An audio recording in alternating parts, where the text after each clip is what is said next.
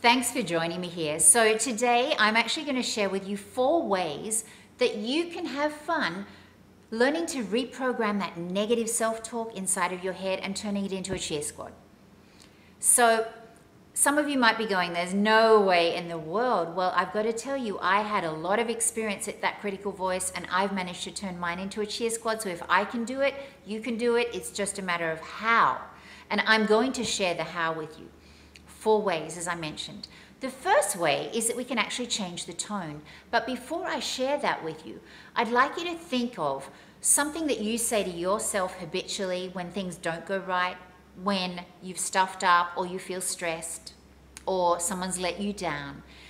I know I used to say something to myself all the time and it went like this. It was like, you silly idiot.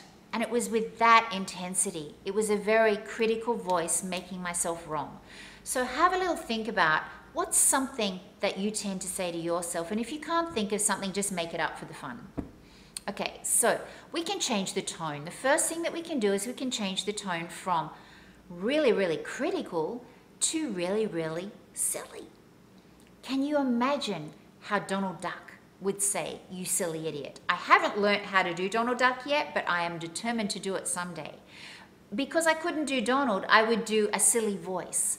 And what I would love you to think about is every time that you're going to actually have a negative thought that goes on inside of your head from now on, you're going to imagine that you have your own set of ears, just like mine here, to remind you that it is time to reprogram it and to actually do something that makes it really, really silly. So instead of, you silly idiot, what if I said it like this? You silly idiot! You silly idiot! Is it going to have the same effect? Of course not. It's going to make me laugh. So try that now. Think of something that you say to yourself and then take a moment and actually say it in a silly or a Donald Duck type voice. Excellent. Now the other thing we can do, instead of being silly, we can change it to sultry or sexy. So instead of going, you silly idiot, if I say, you silly idiot, what impact is that going to have? Of course, it's not going to be the critical parent. It's not going to put me down. It's actually going to have a really nice effect on me, I've got to tell you. You try that one now. So one of the things we can do is change the tone. Another thing we can do is we can change the volume. So just like when we're sitting watching TV and the phone rings, what do? We hit the mute button. So imagine you have a remote next to you every time that voice pipes up and says something not so nice, and you can hit the remote, or you can imagine you have a volume switch up here and you can turn the volume down. So recapping, we can change the tone. We can change the volume. We can actually drown it out. Now, I had lots of success in doing this. So every time something not so nice would pop up in my head, I would say, out of here. I don't need you anymore. Out of here. So that's 3 ways. Change the tone, change the volume, drown it out. The 4th one is you can actually add a positive onto the end of a negative. It's so much easier to add that positive onto the end of the negative than it is to totally just think, oh, I have to think positively. Because chances are you've had a few years of rehearsing that negative one. I know I certainly had. And it's not just going to disappear overnight. But if you could actually add something to the end of it, it will change things. In Australia, when we are actually in a car and we decide we're going to do a U-turn, it takes us in a different direction. This is exactly the same. And so I've come up with an acronym.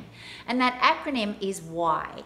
And Y stands for yet. So if you find yourself saying, I can't do that, if you add, I can't do that yet, what does that imply? Exactly. It implies you can't do it yet, but you're going to be able to. So by adding, I can't do it yet, you're actually changing the way that you feel. The U stands for up until now. So if you say to yourself, I never get the promotion, it just doesn't happen. If you actually say, I never get the promotion, and you add up until now, what is that implying? That up until now you may not have, but things are about to change. The I, which is the final one for my acronym of a UE, is in the past. Put something in the past where it belongs instead of dragging it with you into the future. So if you say to yourself, oh my goodness, I always get stood down, or I always end up running out of money. If you say, I always run out of money by the end of the month, and you add in the past, what's it doing? It's putting it back there in the past where it belongs so that you can start with a clean slate. So let's recap. You can change the tone. You can change the tone to silly, or you can change the tone to sexy or sultry. You can change the volume, so you can hit the mute button or you can turn down the volume switch. You can drown it out by saying something like out of here, or you no longer serve me, or whatever it is that works for you. Or you can actually add a UE onto the end by adding either yet, up until now, or in the past. So have fun. This is all about having fun with this. We've had too much of the critical parent inside of our head for so long. And what have you got to lose? All you've got to lose is that critical voice. So thank you for joining me, and I do hope you've enjoyed this segment.